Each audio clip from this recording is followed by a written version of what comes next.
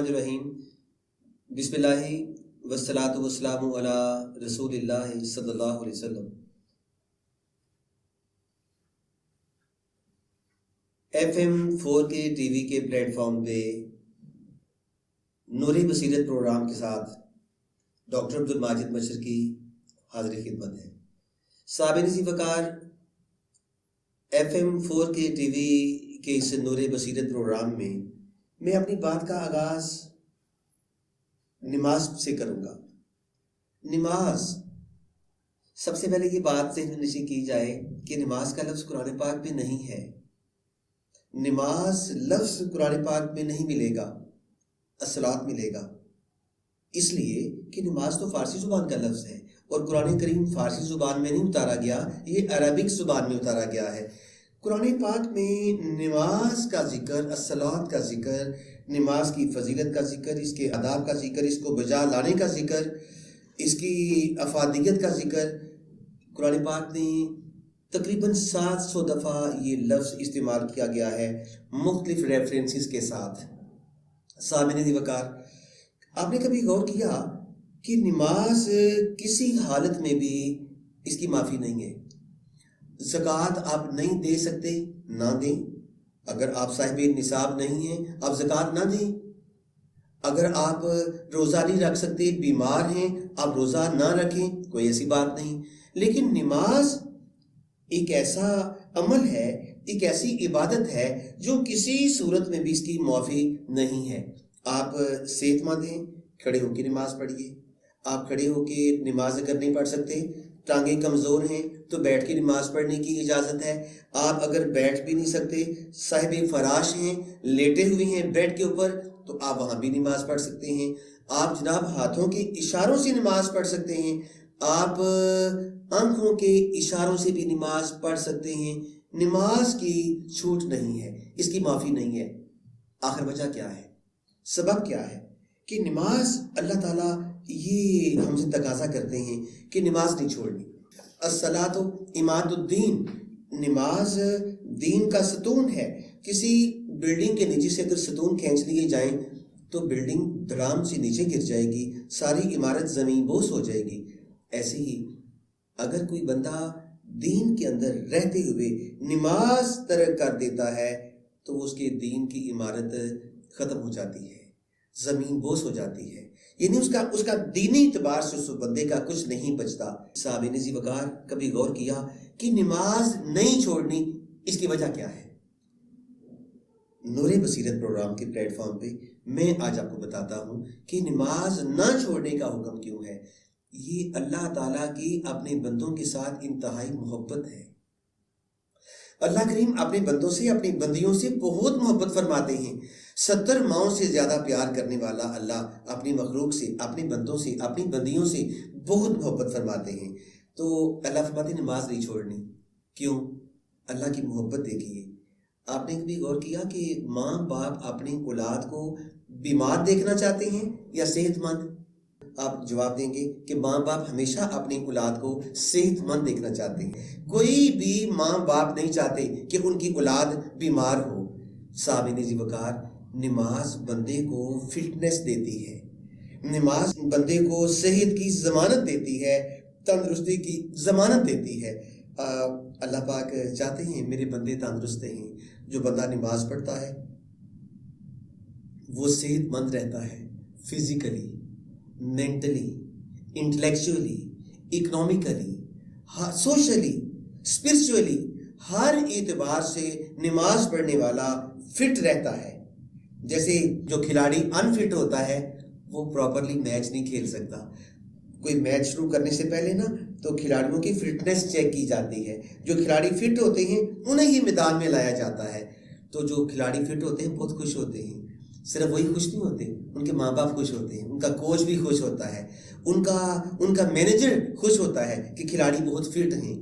اللہ کریم 70 ماؤں سے زیادہ پیار کرنے والا پروردگار اپنے بندوں کو فٹ دیکھنا چاہتا ہے۔ میرے بندوں، میں تمہیں فٹ دیکھنا چاہتا ہوں۔ جسمانی اعتبار سے، ذہنی اعتبار سے، روحانی اعتبار سے، معاشی اعتبار سے، معاشرتی اعتبار سے میں آپ کو فٹ دیکھنا چاہتا ہوں۔ میں ایک فارمولہ بتاتا ہوں میرے بندوں، نماز کی ادائیگی میں کوتاہی نہ برتیے گا، تم فٹ رہو گے۔ نماز بندے کو فٹنس دیتی ہے، تو اللہ تعالیٰ اپنے بندوں کو صحت مند دیکھنا چاہتے ہیں۔ اور جو بندہ نماز پڑھتا ہے نا، یاد رکھیے وہ کاروبار بھی اچھے طریقے سے کرے گا، وہ بات کرے گا تو اچھی کرے گا، سوچ اس کی اچھی ہوگی، فکر اس کی اچھی ہوگی، کردار اس کا اچھا ہوگا، گفتار اس کی اچھی ہوگی، اس کی سوشل لائف، اس کی dealing, social dealing with the other people وہ اچھے ہوں گے۔ کیوں؟ کیونکہ بندہ فٹ ہوگا۔ جو بندہ فٹنس کا حامل ہوگا وہ ہر اعتبار سے ہر کام اچھے طریقے سے سارے انجام دے گا۔ اور صاحب نجی وقار، نماز فرض ہے۔ اللہ کریم نے مختلف اوقات میں نماز دی۔ صبح اٹھتے ہی اپنی جبین ناز کو بارگاہ بے نیاز کے حضور چکا دیجیے۔ اب کاروبار عروج پہ ہے، اللہ پھر دیکھتے ہیں یہ بندہ اپنے کاروبار سے محبت کرتا ہے یا اپنے خالق و مالک سے محبت کرتا ہے۔ ظہر کی پھر نماز فرض کر دی، عصر کی نماز کا وقت ہوتا ہے تو پھر بندے کا کاروبار اپنی پیک پہ ہوتا ہے۔ اللہ تعالیٰ پھر بندے کو بلا کے چیک کرتے ہیں یہ بندہ اپنے بزنس سے محبت کرتا ہے، دنیا داری میں کھو جاتا ہے، پینسو ہو جاتا ہے، مستغرق ہو جاتا ہے، یا وہ میرے ساتھ اٹیچ ہے۔ پھر بلاوا آتا ہے، حی علی الصلاۃ، حی علی الفلاح، کم ٹو صلاۃ، کم ٹو سکسیس، او نماز کی طرف، او کامیابی کی طرف۔ اللہ بندے کو پھر بلاتے ہیں۔ اب سورج غروب ہوتا ہے، شام کے وقت بندے پہ ذرا تھکن کے آثار ہوتے ہیں، اللہ کریم پھر اس بندے کو اپنے حضور کھڑا ہونے کا بلاوا دیتے ہیں۔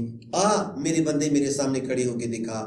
جب بندہ اللہ کے سامنے ہاتھ باندھتا ہے، ہاتھ باندھنے کا مطلب یہ ہے کہ یا اللہ میں تیری خاطر ہر برائی سے میں نے اپنے ہاتھوں کو باندھ لیا ہے۔ دس از دا فلسفی آف نماز، یہ نماز کا فلسفہ ہے۔ یا اللہ میں نے اپنے آپ کو روک لیا، ہر برائی سے میں نے اپنے آپ کو روک لیا، میں نے ہر ظلم و ستم سے اپنے آپ کو روک لیا، میں نے کسی کا حق مارنے سے اپنے آپ کو روک لیا۔ اللہ تعالیٰ اس بندے سے بہت خوش ہوتے ہیں۔ اللہ تعالیٰ جب بندے کو حالت قیام میں دیکھتے ہیں تو پھر بندہ اس قیام کا شکرانہ ادا کرنے کے لیے بندہ پھر رکوع کرتا ہے، اور رکوع میں کہتا ہے سبحان ربی العظیم، بڑی عظمت والی وہ ذات، پروردگار بڑا عظیم ہے اور پاک ہے، اللہ پاک ہے، سبحان ربی العظیم۔ تو جب بندہ جھکتا ہے اللہ کے آگے، رکوع کرتا ہے، تو پھر بندہ کہتا ہے ساتھ ہی سمیع اللہ لمن حمدہ، اللہ فرماتے ہیں جس کی تو نے حمد کی ہے تیری سنی گئی۔ جیسے کہتے ہیں فلاں بندے نے کام کیا، اس کے حالات بدل گئے ہیں، فلاں بندے کی سنی گئی ہے۔ اللہ پاک فرماتے ہیں تو نے کھڑے ہو کے میری تعریف اور میری توصیف بیان کی ہے، اب تو نے میرے آگے جھک کے اپنی بندگی کا اظہار کیا ہے، تیری سنی گئی ہے۔ اچھا، اب وہ بندہ اور خوش ہوتا ہے، وہ بندہ پھر اس شکرانے کے طور پہ کہ میرا مالک کہتا ہے کہ تیری سنی گئی ہے، بندہ پھر اللہ کے قدموں میں گر جاتا ہے۔ اللہ کے قدموں میں گرنے کا نام سجدہ ہے۔ اب سجدے کا فلسفہ کیا ہے؟ صاحب نزی وقار، بندہ اپنے چہرے کا سب سے خوبصورت حصہ، چہرہ جسے فیس کہتے ہیں، اسے فیس کیوں کہتے ہیں؟ اس لیے فیس کہتے ہیں، فیس کا مطلب سامنا۔ جب بندہ کسی کے سامنے بیٹھتا ہے تو کوئی اس کے پیٹ کو نہیں دیکھتا، نہ اس کی ٹانگوں کو دیکھتا ہے، نہ اس کے ہاتھوں کو دیکھتا ہے، اس کے چہرے کو دیکھا جاتا ہے۔ چونکہ چہرہ ہی سامنے آتا ہے، کسی شخصیت کا آئینہ دار اس کا چہرہ ہوتا ہے، اس لیے اس کو فیس کہتے ہیں۔ بندہ جب کہ کسی تقریب پہ جاتا ہے اپنے چہرے کے سیٹنگ دیکھتا ہے، اپنے چہرے کی دیکھ بھال دیکھتا ہے، اپنے چہرے کی خوبصورتی اور تزئین و آرائش پہ وہ غور کرتا ہے۔ کیوں؟ جسم کا سب سے خوبصورت حصہ فیس، چہرہ، بندہ سجدے میں زمین پہ اللہ کے قدموں میں گرا دیتا ہے، یہ سجدہ ہے۔ اب سجدے کا فلسفہ کیا ہے؟ What is the philosophy of obeisance, prostrate to Almighty Allah؟ اس کا فلسفہ کیا ہے؟ صاحب نزی وقار، ایک حدیث شریف میں آتا ہے جب بچہ ماں کے پیٹ میں پیدا ہوتا ہے تو چوتھے مہینے اللہ تعالیٰ ایک فرشتہ بھیجتا ہے کہ شکم مادر میں موجود بچے یا بچی کی تقدیر لکھی جاتی ہے۔ Destiny of baby is written in the belly of mother in the beginning of 4th month according to حدیث رسول علیہ الصلوۃ والسلام۔ فرشتہ آتا ہے، بچے کی تقدیر لکھی جاتی ہے۔ تقدیر میں کیا لکھا جاتا ہے؟ یہ کب پیدا ہوگا، کب فوت ہوگا، اس کا رزق کتنا ہوگا، یہ امیر ہوگا یا غریب ہوگا، اس کے سانس کتنے ہوں گے۔ اللہ تعالیٰ کے حضور بندے کی عمر مہینوں میں یا سالوں میں نہیں لکھی جاتی، سانسوں میں لکھی جاتی ہے۔ یہی وجہ ہے جب کوئی بندہ فوت ہوتا ہے کوئی نہیں کہتا کہ اس کے سال ختم ہو گئے، سارے کہتے ہیں اس کے سانس ختم ہو گئی، کیونکہ اللہ تعالیٰ کے حضور بندے کی زندگی سانسوں میں لکھی جاتی ہے۔ فرشتہ شکم مادر میں موجود بچے کے سانس لکھ دیتا ہے، اس کا رزق کتنا ہوگا، اس کے سانس کتنے ہوں گے، امیر ہوگا کہ غریب ہوگا، کب پیدا ہوگا، کب اس کا انتقال ہوگا، کب یہ اگلے جہاں کو روانہ کر دیا جائے گا۔ سامعین عزیز وقار، یہ ساری تقدیر ایک پرچی کی صورت میں بچے کی پیشانی میں بند کر دی جاتی ہے۔ ہر انسان کی تقدیر کا مرکز اور محور یعنی اسٹیشن پوائنٹ اس کا ماتھا ہوتا ہے۔ ہر انسان کی تقدیر اس کی پیشانی میں بند ہوتی ہے، کلوزڈ ہوتی ہے۔ نبی کریم علیہ الصلوۃ والسلام کی اس حدیث پاک سے سجدے کا فلسفہ سماعت فرمائیے۔ سامعین عزیز وقار، تقدیر، پیشانی اور سجدے کا فلسفہ۔ کبھی آپ نے سٹیمپ دیکھی، کبھی آپ نے مہر دیکھی جو سٹیمپ لگاتے ہیں کاغذ پہ؟ آپ سٹیمپ دیکھیں گے تو پتہ چلے گا کہ سٹیمپ کے حرف الٹے ہوتے ہیں، سیدھے نہیں ہوتے۔ ایک بار میں اپنے آفس میں بیٹھا تھا، ایک BA کلاس کا بچہ میرے پاس آیا فارم تصدیق کروانے کے لیے۔ میں نے سٹیمپ پکڑی نا تو میں نے سٹیمپ کو غور سے دیکھا، میں نے ایسے ہی تخیل میں، اپنے تصور میں نے سٹیمپ سے سوال کیا۔ میں نے پوچھا، سٹیمپ تیرے حرف تو الٹے ہیں، بچے کا فارم نہ خراب ہو جائے۔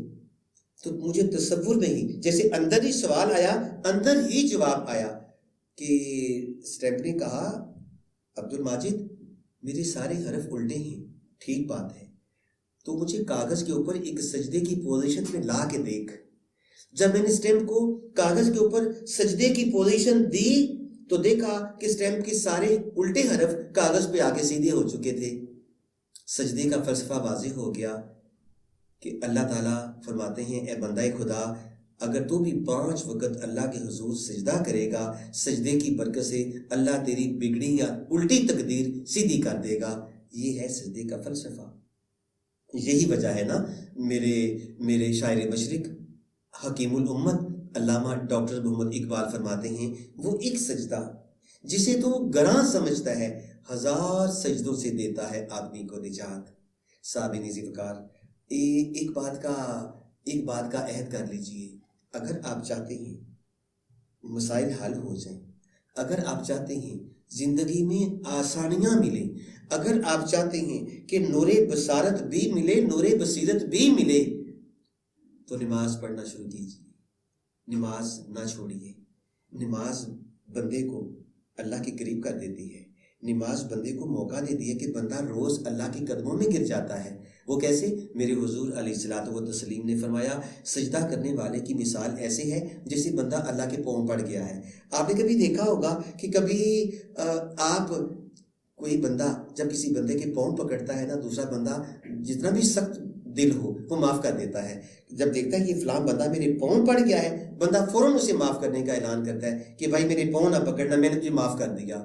تو جب بندہ پاؤں پکڑنے پہ دوسرے بندے کو معاف کر دیتا ہے تو ساری کائنات کا پروردگار سجدہ کرنے والے کو معاف کیوں نہیں کرے گا؟ اس لیے سامعین عزیز وقار، روز نماز پڑھیے، اور جب سجدہ کرتے ہیں نا تو نماز کا سجدہ ایک ہوتا ہے، ایک رکعت کا رکوع ایک ہوتا ہے، لیکن سجدے 2 کیوں ہوتے ہیں؟ کبھی آپ نے غور کیا؟ سامعین عزیز وقار، FM 4K T V station پہ نور بصیرت پروگرام سننے والے سامعین اور ناظرین، نماز کیا؟ نماز میں ایک رکعت کا قیام بھی ایک ہوتا ہے، رکوع بھی ایک ہوتا ہے، اور سجدہ بھی ایک ہوتا ہے، لیکن آپ 2 کیوں کرتے ہیں؟ 2 سجدے تو نہیں ہوتے، ایک رکعت کا سجدہ ایک ہوتا ہے، لیکن میں 2 کرتا ہوں، کیوں؟ میرے پاک پیغمبر علیہ الصلوۃ والسلام نے 2 کیے تھے۔ تو سامعین اور سامعات، خواتین و حضرات، نماز کا ایک رکعت کا سجدہ ایک ہی ہوتا ہے۔ پہلا سجدہ نماز کا ہوتا ہے، دوسرا سجدہ شکرانے کا ہوتا ہے کہ یا اللہ تیرا شکر ہے کہ تو نے مجھے رکعت مکمل کرنے کی توفیق عطا فرمائی۔ اللہ کریم کو اتنا اچھا لگتا ہے وہ بندہ جو اللہ کے حضور پہلے قیام کرتا ہے، پھر رکوع کرتا ہے، پھر بڑے اطمینان کے ساتھ سجدہ کرتا ہے، پھر وہ جلسہ بھی آتا ہے، 2 سجدوں کے درمیان وہ جو وقفہ بیٹھنے کا ہوتا ہے اسے جلسہ کہا جاتا ہے، اور اس کے بعد پھر بندہ جب آخری تشہد میں بیٹھتا ہے تو پھر بندہ اپنے تشہد کا آغاز اس گفتگو سے کرتا ہے جو گفتگو شب معراج میرے حضور علیہ الصلوۃ والسلام اور اللہ کریم کے درمیان ہوئی تھی۔ بندہ کہتا ہے التحیات للہ والصلوات والطیبات السلام علیکہ ایھا النبی ورحمۃ اللہ وبرکاتہ السلام علینا وعلی عباد اللہ الصالحین۔ اس کے بعد اللہ کریم پھر بندے کو سمجھاتے ہیں، دعا کرنے لگا ہے تو پہلے میرے پاک پیغمبر پہ درود شریف پڑھ، تو درود شریف پڑھے گا تیری آگے آنے والی دعاؤں پہ قبولیت کی مہر ثبت کر دی جائے گی۔ تو پھر بندہ پہلے درود شریف پڑھتا ہے، اس کے بعد پھر بندہ کہتا ہے ربی جعلنی مقیم الصلاۃ ومن ذریتی ربنا وتقبل دعا ربنا اغفر لی ولوالدی وللمؤمنین یوم یقوم الحساب۔ سامعین اور سامعات، اگر آپ چاہیں آپ اس دعا کے علاوہ قرآن پاک کی اور بھی دعائیں پڑھ سکتے ہیں۔ اگر آپ چاہیں تو میرے حضور آپ کو اس بات کی اجازت دیتے ہیں، آپ نبی کریم علیہ الصلوۃ والسلام کی مسنون دعائیں بھی اپنی نماز کے اندر مانگ سکتے ہیں، لیکن پنجابی میں نہیں، اردو میں نہیں، انگلش میں نہیں، عربک زبان میں آپ صحیح متن کے ساتھ وہ ٹیکسٹ جو میرے حضور علیہ الصلوۃ والسلام نے دیا ہے، آپ اس ٹیکسٹ کے ساتھ وہ دعائیں، مسنون دعائیں بھی آپ نماز کے اندر مانگ سکتے ہیں، آپ قرآن کریم کی دعائیں بھی مانگ سکتے ہیں۔ یہ جب بندہ نماز پڑھ لیتا ہے نا، تو نماز پڑھنے کے بعد پھر بندہ آیت الکرسی پڑھتا ہے بغیر کوئی بات کیے، اللہ اکبر استغفر اللہ، نماز ختم کر لی اور ساتھ ہی کہہ دیا بندوں اور بندیوں نے اللہ اکبر استغفر اللہ، یا اللہ تو بہت بڑا ہے، تیرے آگے جیسی نماز پڑھنا چاہیے تھی ویسے نہیں پڑھی جا سکی، تو یا اللہ مجھے معاف فرما دے، یا اللہ مجھے معاف فرما دے۔ اس کے بعد جب بندہ کہتا ہے آیت الکرسی پڑھتا ہے، آیت الکرسی، تو پھر میرے حضور علیہ الصلوۃ والسلام نے فرمایا جب کوئی بندہ نماز کے بعد، فرض نماز کے بعد جب کوئی بندہ آیت الکرسی پڑھتا ہے، اس بندے اور جنت کے درمیان صرف موت کا پردہ ہے، صرف موت رکاوٹ ہے۔ کیا مطلب؟ جو ہی وہ موت کے پروسیس سے گزر جائے گا وہ بغیر حساب کتاب کے سیدھا جنت پہ داخل کر دیا جائے گا۔ اتنا بڑا عمل ہے نماز مکمل کرنے کے بعد آیت الکرسی پڑھنا، فرض نماز کے بعد آیت الکرسی پڑھنا۔ سامعین عزیز وقار، مجھے ایک واقعہ یاد آ گیا کہ نماز کتنا بڑا عمل ہے۔ پاکستان آرمی کا ایک پروگرام تھا، غالباً محفل میلاد تھی جو کہ کھاریاں کینٹ میں کروائی۔ ایک کور کمانڈر تھے ہمارے پاکستان کے بڑے مایہ ناز کور کمانڈر میجر جنرل اسرار احمد گھمن صاحب، انہوں نے مجھے دعوت دی کھاریاں کینٹ میں۔ وہاں پہ سارے آرمی آفیسرز بیٹھے تھے، کرنل، میجر، کیپٹن اور بریگیڈیئرز۔ تو وہاں پہ کور کمانڈر صاحب نے مجھے وہاں پہ اس محفل میلاد میں لیکچر ڈیلیور کرنے کے لیے بلایا۔ تو جب لیکچر میرا ہو گیا تو گھمن صاحب کہنے لگے ڈاکٹر صاحب آپ اندر چائے کے لیے تشریف لائیں۔ میں جب اندر جانے لگا نا ان کے آفس میں، تو مجھے ایک شخص نے جو کہ ایک سادہ سے کپڑوں میں سلوٹیں پڑی ہوئی تھیں پہنے ہوئے، شریف صوبیدار اس کا نام تھا، اس نے مجھے اشارہ کیا کہ رک کے میری بات سن لیں۔ میں نے اس کی بات سننے کے لیے پیچھے دیکھا، جی کریں بات۔ اس نے کہا کہ مجھے کور کمانڈر صاحب نے معطل کر دیا ہے، 3 مہینے ہو گئے ہیں، مجھ سے ایک غلطی ہو گئی تھی۔ میں نے کہا کیا غلطی ہوئی تھی؟ کہتا ہے آپ اندر جا کے صرف یہ کہہ دیں کہ صوبیدار شریف کو بحال کر دیں، میری چھوٹی چھوٹی بچیاں ہیں، میں غریب آدمی ہوں، 3 ماہ سے مجھے پے بھی کوئی نہیں ملی۔ بہرحال میں اندر چلا گیا۔ کور کمانڈر صاحب چائے کے دوران کہنے لگے ڈاکٹر صاحب کبھی ملاقات کے لیے آئیں، میرے لائق کبھی کوئی خدمت ہو مجھے بتائیے، میں حاضر خدمت ہوں۔ میں نے کہا میں کبھی کوئی کام کیوں بتاؤں، میں ابھی آپ کو ایک کام بتا دیتا ہوں۔ جی فرمائیں کیا کام ہے؟ میں نے کہا صوبیدار شریف کو آپ نے 3 ماہ پہلے معطل کیا تھا۔ ہاں جی کیا تھا۔ میں نے کہا اسے بحال کر دیں، یہی میرا کام ہے، آج یہی کام ہے کہ اس غریب بندے کو بحال کر دیں۔ کہنے لگے وہ آپ اسے کیسے جانتے ہیں؟ میں نے کہا میں اسے جانتا ہوں، باہر کھڑا ہے، بس آج ہی ملاقات ہوئی ہے۔ تو انہوں نے کہا میجر زیب کو بلایا گیا، میجر زیب اندر آئے تو جناب انہوں نے سیلیوٹ کیا کور کمانڈر کو، کہنے لگے صوبیدار شریف کو اندر بلاؤ۔ صوبیدار شریف جب اندر آیا تو پوچھا کہ آپ نے ڈاکٹر صاحب سے بات کی ہے؟ جی میں نے ریکویسٹ کی ہے. اچھا ایسے کرنا، کل یونیفارم پہن کے آنا، آپ کو پے بھی مل جائے گی اور آپ کی سروس دوبارہ بحال کی جاتی ہے. وہ بندہ خوش ہو گیا، سیلیوٹ کیا کانپتے ہاتھوں کے ساتھ. کور کمانڈر نے روکا، اس نے کہا آپ نے بتایا نہیں کہ آپ نے کیا کیا تھا؟ اس نے کہا میں نے نہیں بتایا. میں نے پوچھا کور کمانڈر صاحب آپ اسے مجھے بتا دیں، آپ مجھے بتا دیں کہ آپ اسے کیوں معطل کیا تھا، اسے کیوں سزا دی 3 ماہ کے لیے. وہ کہنے لگے یہ بڑا بے شرم ہے، یہ بڑا بے شرم بندہ ہے. میں نے کہا کیا کیا تھا اس نے، آپ نے اسے بے شرم کہہ دیا. کہنے لگے اس کی ڈیوٹی میرے آفس کے باہر تھی، میں نے اسے بیل کی، بلایا، اندر نہ آیا. میں نے تھوڑی دیر کے بعد پھر بیل کی، یہ پھر اندر نہ آیا. جب میں نے تیسری بار بیل کی، جب یہ اندر نہ آیا، میں نے باہر جا کے دیکھا تو یہ پنکھے کی ہوا میں مزے سے سو رہا تھا. وہ کتنا بے شرم ہے کہ اس کو پتا نہیں کہ کور کمانڈر کے آفس کے باہر ڈیوٹی ہے اور اس نے بیل کی آواز سن کے اندر حاضری نہیں دی. یہ بات میرے لیے بہت چونکا دینے والی تھی. اس بات سے میرا دل کانپ گیا. میں نے کہا یا اللہ کتنی عجیب بات ہے کہ ایک آفیسر کہتے ہیں کہ اس نے گھنٹی کی آواز سن کے اندر حاضری نہیں دی، یہ بڑا بے شرم ہے. اور وہ بندہ کتنا بڑا بے شرم ہو سکتا ہے جو خالق کائنات کی 5 اذانیں سن کے مسجد میں اور مصلی پہ کھڑا ہو کے اللہ کے حضور حاضری نہیں دیتا. اس بندے کی بے شرمی اور بے حیائی کا اندازہ کون لگا سکتا ہے؟ اس بندے کی ڈٹائی کا اندازہ کون لگا سکتا ہے؟ میری آنکھوں میں آنسو آ گئے کہ کور کمانڈر صاحب نے کیسی بات کر دی.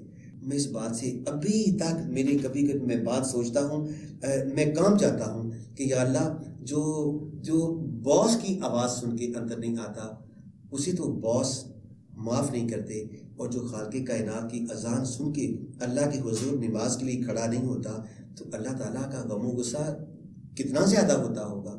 لیکن میرا اللہ غفور الرحیم ہے، میرا اللہ بڑا رحیم ہے، اللہ رحمان ہے، اللہ ستار ہے، اللہ غفار ہے.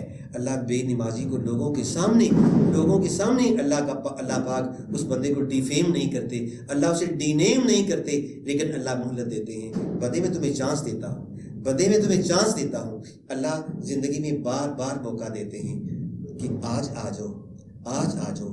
آج میں کہتا ہوں میری مان لو، کل کو میں تمہاری ساری باتیں مانوں گا. تو صابرین ذی وقار آئیے آج عہد کریں نور بصیرت پروگرام کہ ہم اس پروگرام پہ ایک لیسن ہے کہ آج عہد کرتے ہیں، اللہ کی مان لیتے ہیں، کل اللہ ہماری ساری مانے گا. بہت شکریہ.